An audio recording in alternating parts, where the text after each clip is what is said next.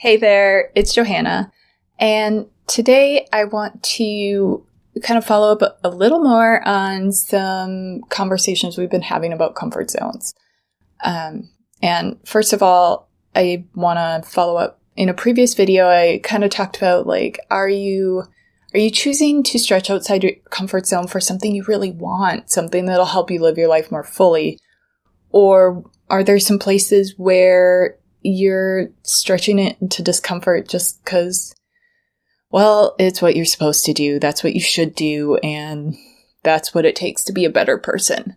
And I just want to also acknowledge, sometimes there are things that we don't necessarily want to do, but they are part of, they need to be done. They are part of just living our lives without hiding or avoiding some parts of them. Just to give a really small, quick example, I, in the past couple of weeks, have had to, get estimates for having some dead trees on our property removed, and have needed to find someone to fix our lawnmower that is having troubles beyond our capabilities, and then call back again when the lawnmower was sort of fixed, but there was still an issue once it was returned. And, if you know me at all, I don't like doing these things. I really, really don't. But they need to be done. Just avoiding them is going to cause more problems. So just to throw that out there are things like that, scheduling the doctor's appointment, having the tough conversation, things where, the thing itself, we don't necessarily want it to, but it is part of, staying engaged with our lives. So then beyond that, today I want to talk a little bit more about, okay, how do we stay with ourselves? How do we support ourselves as we stretch outside our comfort zone? And the first thing I want to say is acknowledge that it's uncomfortable. I think sometimes I don't know if it's an attempt to make ourselves feel better or whatnot, but it's okay, go do that scary thing. And then we kind of shame ourselves, what? It's not a big deal. What's wrong with you? Why are you feeling all stressed out about it? That person over there isn't having problems. And just telling ourselves, you don't need to be stressed about that. You don't need to be afraid of that. Doesn't actually change how we feel. It just kind of denies our experience, which doesn't tend to be helpful. But, if we are stretching outside our comfort zone, whether it's to do something new or something that just, we don't really feel super confident doing, whatever it is, we're outside our comfort zone. It's gonna potentially feel scary or stressful. We might be nervous. We might get frustrated. We might just feel really uncertain. We might feel kind of angry. Any of these things, how can we acknowledge that? And, for me, I know if someone could say to me, oh yeah, I see that this feels hard. I see that you're frustrated and you're not quite sure what to do, and it just all feels kind of scary right now, but I see you willing to try. That's way more helpful than whatever, just do it. What are you scared of? Just do it. So, can we just acknowledge that stretching outside our comfort zone is uncomfortable? That doesn't mean we can't or shouldn't do it, but it can be really uncomfortable. And then another thing that can help is to break things down into smaller steps.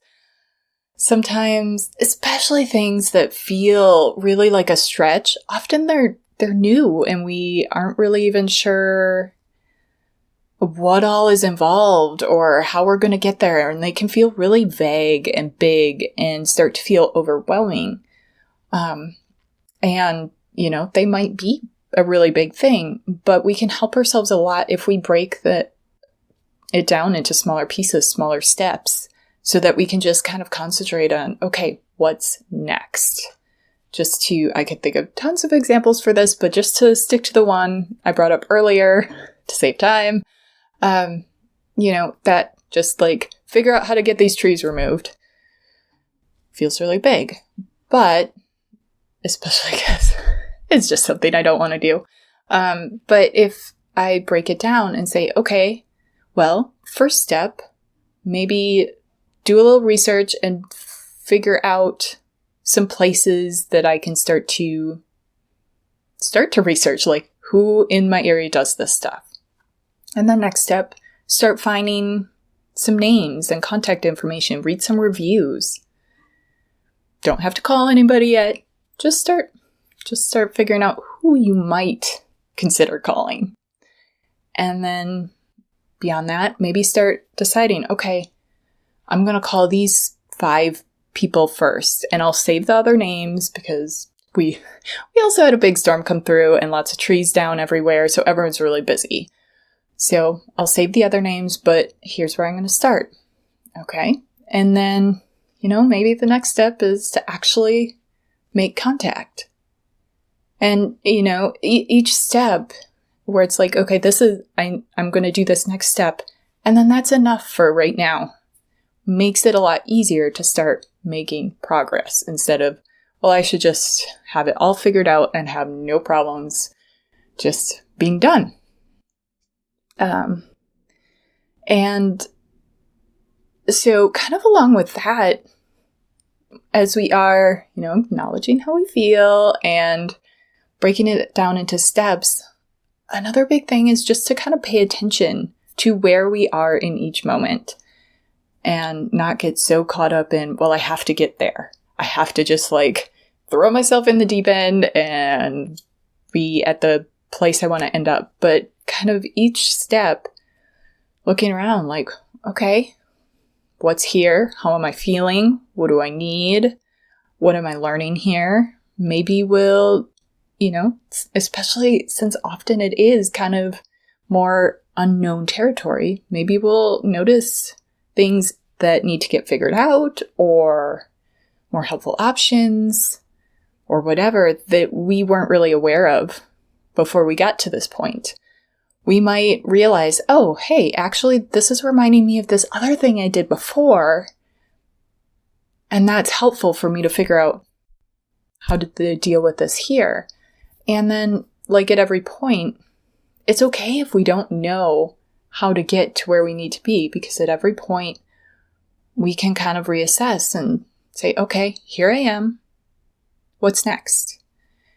And along with that, I would also recommend taking a moment to celebrate, even if you still got so far to go.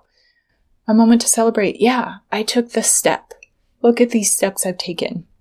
I've gotten here. I'm still here. I'm still showing up. And celebrate that. And of course, with all of this, how can you speak kindly to yourself? How can you treat yourself with some kindness?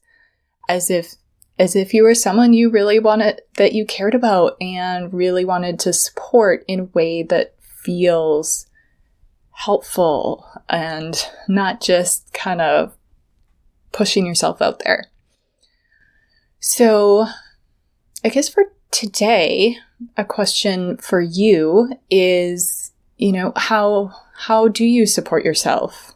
What is really helpful for you when you're trying to stretch into something that maybe feels a little bit uncomfortable? Because this is, of course, not all the things that can help. And if there's something you're kind of wanting to do, but you're like, ooh, that feels really uncomfortable and I'm not even sure how to get started, share that too. And let us help you. Let us support you as well. All right. I will be back with more soon. In the meantime, remember, you can trust yourself.